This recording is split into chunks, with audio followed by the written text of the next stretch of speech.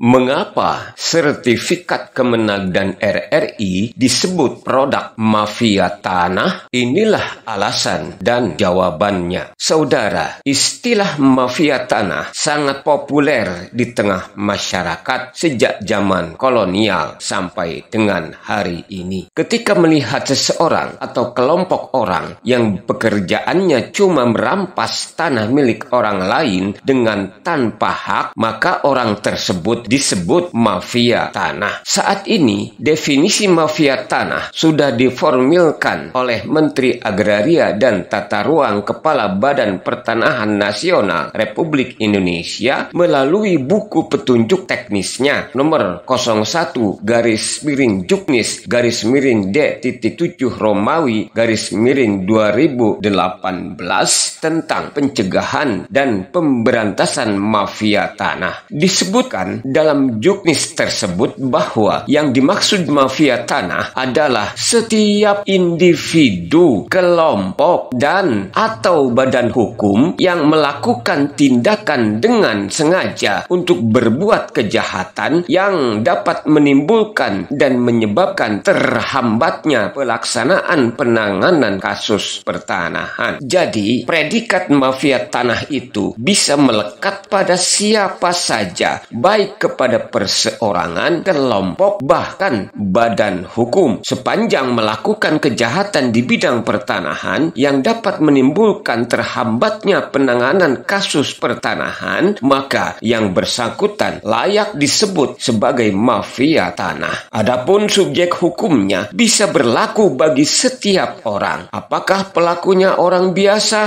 ataupun mereka yang punya kedudukan atau jabatan di lembaga pemerintah, atau kolaborasi antara masyarakat biasa dengan oknum pejabat di pemerintah. Sepanjang terbukti mereka melakukan perbuatan yang masuk dalam kategori modus mafia tanah, maka semuanya disebut mafia tanah yang wajib diproses hukum sesuai ketentuan peraturan perundang-undangan yang berlaku. Lalu, modus mafia tanah itu apa saja? Menteri ATR BPN RI melalui juknisnya menyebutkan ada 7 modus yang kerap dilakukan oleh mafia tanah. 3 di antara 7 modus mafia tanah tersebut adalah 1. Menerbitkan dan atau menggunakan dokumen yang terindikasi palsu terkait tanah seperti sertifikat hak atas tanah dan lain-lain. 2. Mengajukan permohonan sertifikat pengganti karena hilang. Dan 3. Memanfaatkan lembaga peradilan untuk mengesahkan bukti kepemilikan atas tanah. Nah, mengacu kepada riwayat dan kronologis penerbitan sertifikat hak pakai Kementerian Agama dan sertifikat hak pakai RRI yang telah kita paparkan dalam video sebelumnya yang berjudul "Mengapa Sertifikat Kemenag dan RRI Harus Dibatalkan?", maka nampak jelas dan terang benderang bahwa sertifikat hak pakai Kementerian Agama Republik Indonesia nomor 00002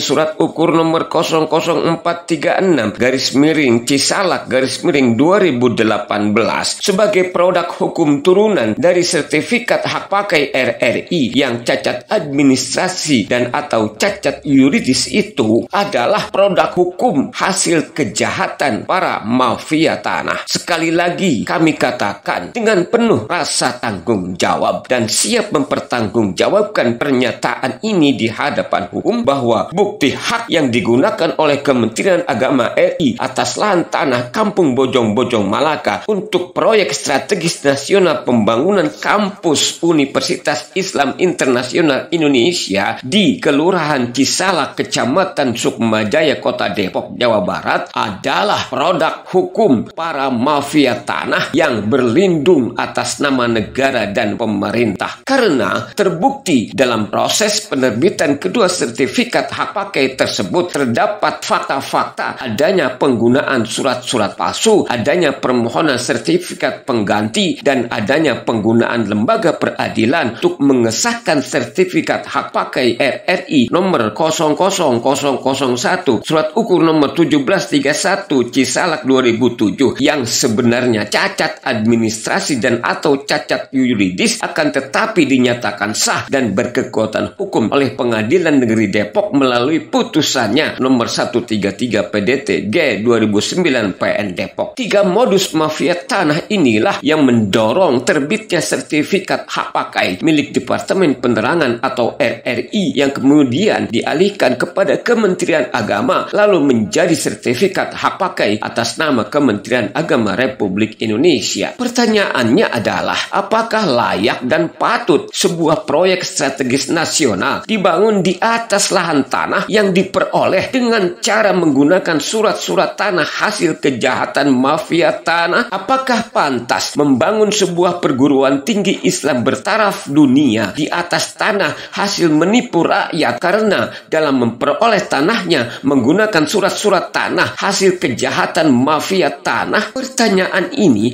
kami tujukan kepada Anda sekalian, wahai para pejabat pemerintah di Kementerian Agama, para pejabat pemerintah di Kementerian Kominfo, para pejabat pemerintah di Lembaga Penyiaran Publik Radio Republik Indonesia, para pejabat pemerintah di Kementerian Koordinator Bidang Ekonomi selaku Ketua Pelaksana Proyek Strategis Nasional seluruh Indonesia. Ayo Pak, jawab Pak, jawab dengan jujur menggunakan hati nurani sebagai abdi negara dan abdi rakyat yang punya kehormatan dan integritas. Apakah layak dan patut menggunakan surat tanah hasil kejahatan mafia tanah untuk menguasai dan menggunakan tanah milik rakyat sebagai lokasi proyek strategis nasional pembangunan perguruan tinggi Islam bertaraf internasional? Kalau ternyata bapak-bapak sependapat dengan kami bahwa pelaksanaan proyek strategis nasional pembangunan kampus UI 3 tidak layak dan tidak patut menggunakan surat-surat tanah hasil kejahatan para mafia tanah, maka konsekuensinya adalah perbaharui surat-surat tanah atas tanah tersebut dengan cara membatalkan kedua sertifikat hak pakai yang cacat administrasi dan atau cacat yuridis itu, kemudian kembalikan tanah kepada pemilik aslinya yaitu masyarakat Kampung Bojong-Bojong Malaka untuk selanjutnya dilakukan proses pelepasan hak atau jual beli sebagai dasar untuk menerbitkan surat tanah yang benar-benar sah terbebas dari campur tangan oknum-oknum mafia tanah. Inilah alasan dan jawaban mengapa sertifikat kemenangan RRI disebut produk mafia tanah. Sekian, salam Indonesia Raya, merdeka!